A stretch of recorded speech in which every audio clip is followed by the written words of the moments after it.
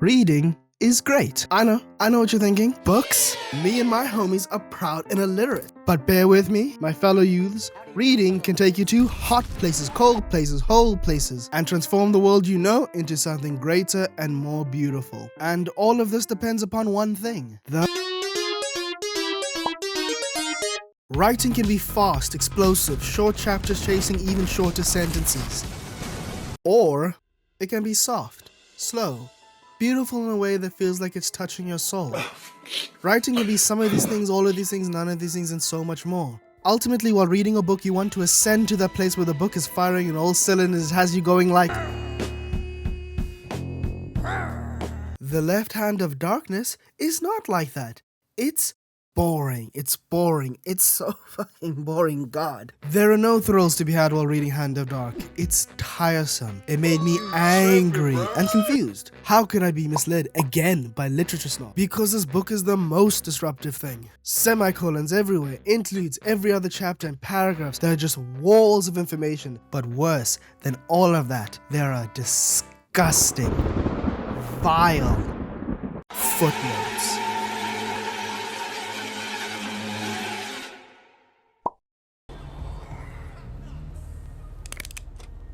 Welcome to hell, bitch! But you ask me, my beautiful and pantsless viewer, are you saying that esteemed, famed, Laurie, Ursula K is a bad writer?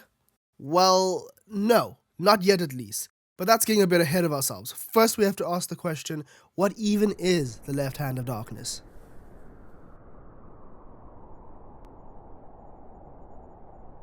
Cold, snow-covered hills, ice crackling in the wind, plumes of snow floating in the air. This is winter, not a season, but a place. And it is here where we are introduced to our protagonist, Genli I, an envoy sent by the wider human collective of the universe to introduce this far-flung world into this coalition of planets. This task is difficult from the outset. The people of winter are human, but differ greatly from him. Their speech is intricate, built upon multiple layers of subtext. Their religions are esoteric in nature, and their beliefs and culture lead them to be reserved, fearful, unwilling for change. But these aren't even the biggest difficulties hindering Genli's mission. Their differences run deeper, down to the biological level. The long chain of human evolution has permitted it so that the people of winter are without a constant sex. They are all androgynous, ambisexuals who change without choice to either male or female periodically. And accordingly, this fact filters throughout the organization of the society, and so for our protagonist Genli I, all of this becomes facts of deep consternation as they try to orient themselves to the ways of these peoples and work through the quickly deteriorating political climate. Interesting, right? Androgynous people, political intrigue, space, all the ingredients are there. So how can I come out here and say this book is boring and allude to bad writing? Well, the answer for that is, it isn't. I know bad writing. Bad writing is being adrift in a cesspool of shit. You look back upon yourself, all happy and smug, thinking you picked up straight fire. I mean, the cover basically sold you that dream. And now you're left $20 poorer, staring at the fool that you are. But, don't get me wrong, Left Hand does feel like counting all the sand in the Sahara, but the book is boring in the way that going to the doctors is boring. Once you get there and get a good bill of health, it feels nice knowing your years of scrolling TikTok, eating hot chips, and replacing water with monsters hasn't completely destroyed your body and mind.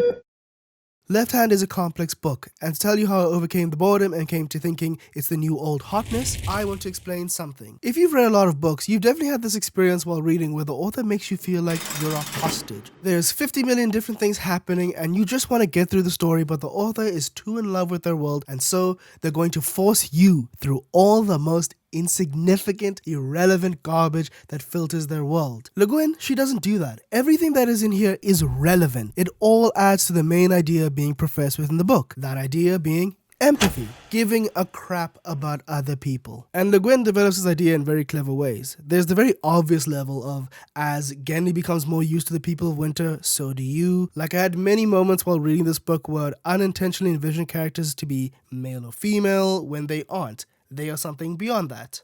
And you can really only get to this position because Le Guin exhausts you with the details of these people and their world. And while I'm not going to throw away any of my complaints of this book just having no energy and other things like why is everyone referred to as he when the people here don't follow gender norms, or some of the entirely too optimistic takes Le Guin has on what a genderless society would be like, we also have to remember this book is coming a good 30 years before books like Men Are From Mars and Women From Venus. A book that would proudly profess the controversial idea that maybe your wife has feelings. Possibly. Maybe. This is the 90s. This is not a time known for its kindness. And so it's especially amazing that Le Guin can be so forward-thinking and empathetic in her writing. Like Le Guin, she says, "How does one hate a country or love one? I know people. I know towns, farms, hills and rivers and rock. I know how the sun at sunset in autumn falls on the side of a certain plowland in the hills. But what is the sense of giving a boundary to all of that? Of giving it a name and ceasing to love where the name ceases to apply? What is love of one's country?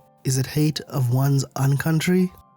Banger, banger, banger. Regular books, they're not like this. Left Hand is something above, and that's why you should read it, because this isn't a one-off thing. There are so many lines in this book that are special and make you think deeply. Even if it can be snoozy at times, thoughtful statements like this constantly re-engage you. And it's also well put together. There's this concept dualism that wraps all the themes in this book together, where Le Guin takes seemingly opposing concepts and shows how connected they really are. She does this to make you question yourself, question your biases. Are the people that you perceive as your enemies actually that? Are they really that different from you? And if so, does it even matter? She asks you to consider if you are self-creating this opposing entity, feeding it, maintaining it. She says, to oppose something is to maintain it. To be sure, if you turn your back on something and walk away from it, you are still on the same road. To oppose vulgarity is inevitably to be vulgar. You must go somewhere else. You must have another goal. Then you walk a different road.